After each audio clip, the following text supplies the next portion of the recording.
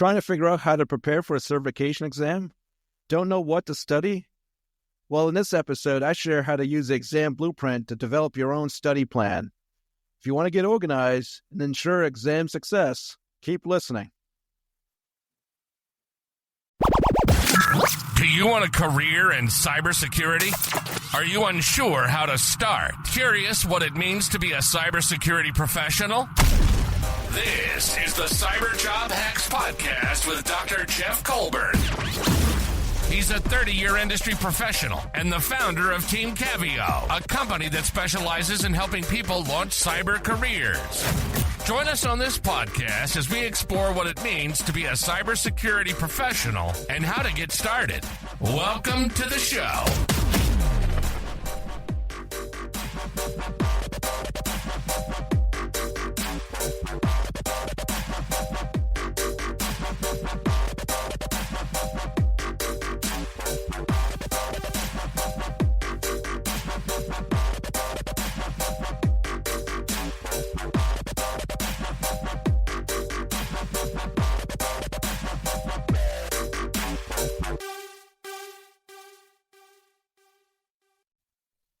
Welcome to the Cyber Job Hacks Podcast. I'm your host, Dr. Jeff Colburn. Well, in last episode, I shared how I use certification exam blueprints to structure my study. It's something I've been doing for over 20 years.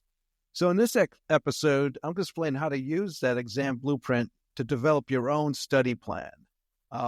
This method can be used for anything that you might be studying, but for this episode, I'm going to use the Cisco CCNA exam. It's a foundational certification, right? It's one I recommend for anyone planning to enter the networking industry, be it networking or network security. You're going to need basic routing and switching, right? You got to know that stuff. So I'm going to base this whole kind of process around the Cisco CCNA, but like I said, it can be used for CCNP, Security Plus, whatever certification you may be pursuing, you can use this process. This is something that I've used for several years. So let's get started. So the first thing you do is you have to go to the exam blueprint. So in this case, you'll find the CCNA exam blueprint on the Cisco website. The version of the exam at the time that we're recording this, you'll see that it's divided into 6 sections. You have network fundamentals, network access, IP connectivity, IP services, security fundamentals, and automation and programmability, right? Those 6 sections. And each section has a percentage next to it. So this tells you how much of that topic you can expect on the exam. Like, so for IP connectivity, it's 25%. Automation and programmability, 10%. So if the exam was 100 questions, 25% of the exam would be focused on IP connectivity. And then 10% of the exam would be automation and programmability. So you can see the IP connectivity section is pretty important. You're probably going to have to know that section cold, right? If you blow IP connectivity, you're probably failing the exam, right? So these percentages can be used to help you in your study, right? So yes, you want to know all these topics, but some topics you might need to know better than others, especially if you're planning to actually take the certification exam. So the sections are pretty vague, right? They're pretty high level. So you need to expand each section to see the topics that you need to study. So if you look at network access, most of the topics cover basic switching. So again, network access, 20% of the exam. So switching is going to be 20% of the exam. And like I mentioned, IP connectivity, which covers IP routing, that's 25% of the exam. So already 45% of the exam is basic routing and switching. So that's the exam blueprint. So you see you have the main sections, right? The 6 sections, the topics on each section, and the weight or the percentage for each section. So now you can take this blueprint and you can start creating your study plan, right? My plans are not very complicated. I use a spreadsheet. It Used to be Excel, but now more and more I just start using Google Sheets. Either one's going to work, right? It's just you just need a spreadsheet. So put the section header on the spreadsheet with the percentage, and I'll put these in bold. So now I know here's so for example, CCNA exam, I have my 6 section headers with a percentage next to each header, and it's in bold.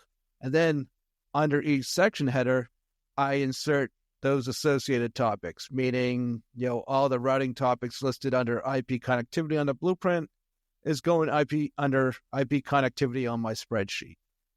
So I have this spreadsheet, right? So now basically I took all that information off the exam blueprint and I have it on a spreadsheet, right? Because, I'm not going to use the blueprint for my study. That's just the source to build my study plan. But now it's actually starting to do the work within my spreadsheet.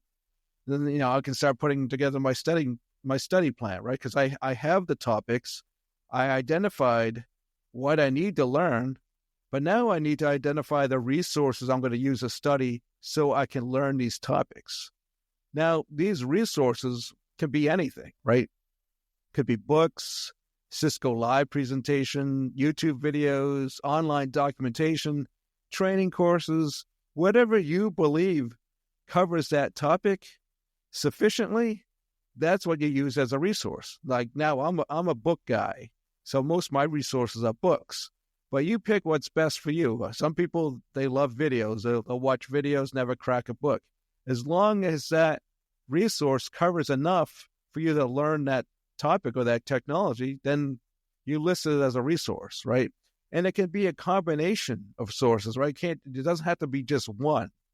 It could be a book and a video. So, don't just limit it to one, right? And then for these associate level exams, especially as popular as a CCNA exam, there's several cert guides out there, right? So, these cert guides, they try to cover all the exam topics in, 1 or 2 volumes. Now, they're a good start, right? They'll give you a nice overview of the exam, the topics on the exam, but they're not usually enough to actually pass the exam. You're going to probably, if you're going to use a cert guide, you normally have to supplement it with something else. So they're a good start, but, don't limit your studies to the cert guide because come exam day, you might be surprised that things going to come up that were not in the cert guide, right? There's only so much they can put, in 2 books. So good start, but make sure you have other resources. So let's go back to the spreadsheet. So once I identify a resource for the topic, I list that resource next to that topic, right? It could be a chapter in a book or just a couple of pages in the book, right? So right next to that topic, I'll list the resource and, so like the name of the book and then the pages or the chapter that I need for that resource. Now, that resource might cover several topics, right? So like say I have a book on IP routing, pretty good bet it's going to cover something about IPv4 addressing, IPv6 addressing, OSPF, static routes, right? It might cover several topics, right? So I'm going to list that same resource under each of those individual topics. And it might be different pages, right? So I'll just put those relevant page numbers for that topic. Even though it's the same book, it's going to be different pages, right? So that's what it'll be, that'll start filling out that spreadsheet. So like I said, if that book covers a lot of topics, it's going to I potentially could fill out the whole IP connectivity section with one resource, right? If I have the right book or, training video or what be it. So you just kind of fill that out. The other thing is you could have like as I mentioned, you could have a couple of resources for a topic, right? So I might have a book and a video, or I might have a book and online documentation, right? So what I do is then I list that second resource in the field next to the first resource. So I'll have the topic, first resource, and then next to it, second resource. And if there's a third resource, then the third one goes next to the second, right? Just goes pretty much straight across, and I list out all my resources. And I'll continue this, right? I'll continue to list out all the resources until I have a resource for every topic, right? That spreadsheet needs to be filled. There shouldn't be anything empty. There shouldn't be any empty fields next to a topic. I need to study it. I have to find a resource. And the resources are out there. It's not like, oh, there's no resource for that. No, you just got to look a little deeper and find it. And, you definitely will find it. Like I said, it could be a book, could be a video, online documentation. If all else fails, you can always find online documentation. Somebody's talked about it somewhere, right? And the other thing is, as you're studying, this happens to me, right? I think I found all my good resources, and then I might find a better resource. I just, somebody points me to it, or I stumble across it. So I'll update my spreadsheet, right? I'll just go back in and, I might add it as an additional resource, or it might cover the same thing as the original resource, but it's better. So I'll just delete the old one and put the new one in there, right? So you just kind of add and remove your resources, right? The study plan is not meant to be static, right? It's, you want to keep it updated, but at the same time, you don't want to constantly changing out your resources, because, you want to be focusing on studying and not continuing to look for resources. So once you have some solid resources, you should stick with them. But like I said, occasionally you'll come across something, better resource. So then, you update it. So now that you have your topics and your resources, you kind of need a way to track the progress of your study.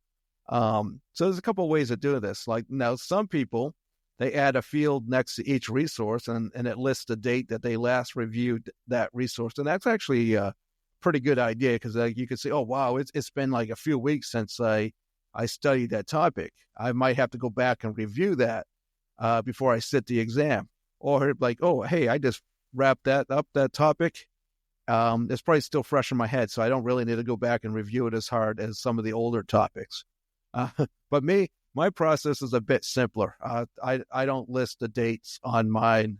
I just highlight it, right? So when I review a resource, I highlight it in a different color after I review it.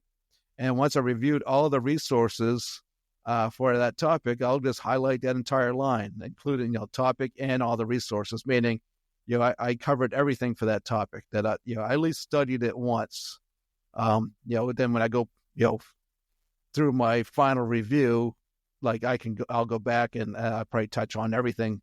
But at least my initial study, I want to make sure I cover everything once before I go back and review anything. So that's the study plan. I got the topics, got the resources, and even a way to kind of track the progress of the study. So how do you approach the study plan? Right? So, how do you use it? Well, I tend to stick to one topic at a time. So like when I was studying for my CCIE, I would devote an entire week to a topic. One week might have been spanning tree, another week would have been OSPF, right? And during that week, I would review the resources I had identified for that topic, right? I'm not going to be jumping topic to topic during the week. I'm just, during that time, it was just like, all right, I'm studying OSPF. That's what I'm studying this week. And I would just stay focused on that. And that's why it's important to identify your resources in advance, right? You don't want to spend that week looking for resources. I had them already. So all I had to do during that week was study that topic. I wasn't spending, a few hours trying to find the resources, then studying. I did all that work up front, so I can just devote the time to studying. And that's what you want to do. And, speaking of devoting time, that's the next thing. You got to devote time to your study, right? The plan is a roadmap, right? But you have to give yourself time to make that journey. Passing the exam will not make you a CCNA level engineer. It's the journey, right, that makes you that engineer, right? The things you're studying, right? That take an exam, sitting an exam, that's just the finish line. That's just validating your skill set. It's the journey that makes you the engineer. So you got to give yourself time, right? So you got to block time. You just don't randomly I got a couple minutes, let me crack the book and study. No, you got to have structure to this. That's the whole point of a study plan, is you have the plan and then you devote time to the plan. And that's why you use time blocks. And the time block is essentially what it is. It's what it says. I'm blocking time to study, right? I set time aside each day to study. And yes, you want to study each day, right? You want to give yourself enough time, and you don't want to stretch this thing out too long, right? If too much time passes between the last time you studied a specific topic, you're going to start forgetting it. And I've seen people do this. They don't give themselves enough time to study, or they'll take gaps in their study time. Like, they go a few days without study, and the things that they studied early on, they forget. And you don't want to do that. So you got to be as aggressive as you can. If you want this, right, like anything you want, you're going to make time for. If you don't make time for it, then you really don't want it. You just got to be honest with yourself, right? If you want it, give yourself the time to get it, right? And remember, like, the goal is to learn the technology, right? It's not just passing the exam, right? Yeah, get the certification exam, but the goal is to learn and know the technology. But if you're not using this technology in your work today, and you're taking too much time, you're going to start forgetting it, right? So to me, I would revise that goal, right? The goal should be, yes, learn the technology, pass the exam, so you can get a job where you're using the technology, right? Why study something and not use it, right? So if you're not using it today, but you want to be using it tomorrow, then you're probably going to have to pass a certification exam so to prove that you know the technology, so an employer will give you the chance to use it in work, right? So that would be my goal, especially if I'm just getting in the industry.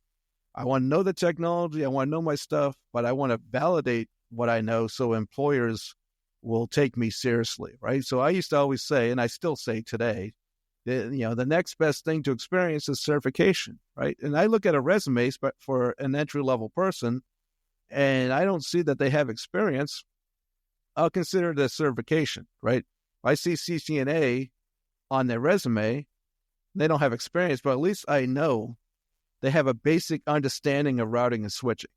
So I will give them an opportunity because they know, these fundamental skills. So let's get back to time block, right? So as I mentioned, give yourself as much time as you can each day. This might mean a conversation with your family, so they understand the importance of the time that they're going to be sacrificing as well. So when I was pursuing CCIE, I told my family that I'd be spending each evening and each weekend studying for the next 8 months. Now, they understood the importance, and they also understood it was not forever. It was going to be 8 months. There was 8 months sacrifice of time, but it was an important thing to get done, so it's worth the sacrifice, right? So you're going to have to make some sacrifices if you want to get this. If you're serious about this, you're going to have to devote some time to it, and you're going to have to block time. So for a CCNA exam, I suggest at a minimum 2 hours per day during the week and at least 4 hours on the weekend.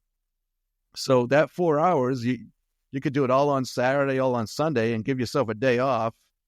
But definitely want to spend some extra time on the weekend at a minimum 4 hours. In a CCNA exam, that probably will get you there, right? So you're doing 14 hours a week.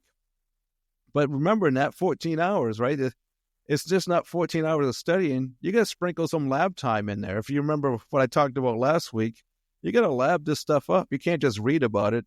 If you want something to really learn something, you gotta play around with it. You gotta lab it up, see how things work. So with CCNA, you're going to want to build some basic routing and switching labs, at a minimum, right? Remember, routing and switching is 45% of the exam. So you're going to want to know how to build your switch and how to build your router, right? So, remember that time blocks, that includes labs. So that's how I use the exam blueprint to build my study plan. It's like I said, it's something I've been doing for over 20 years. It's a process I recommend to my students. But some people have their own. People have different ways of doing things. This is just my way. All I can recommend, and what I've seen work, is you got to get organized and structured at the beginning. You can't just go into a certification studying for a certification just loose, right? You got to organize your study. You got to have to plan it out, and you got to devote time to it.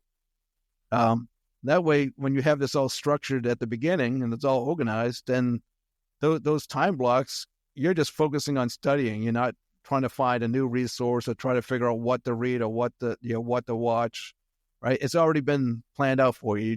You're just going through it. You're just executing the study plan. So I hope you found this useful. Until next time, have a great week.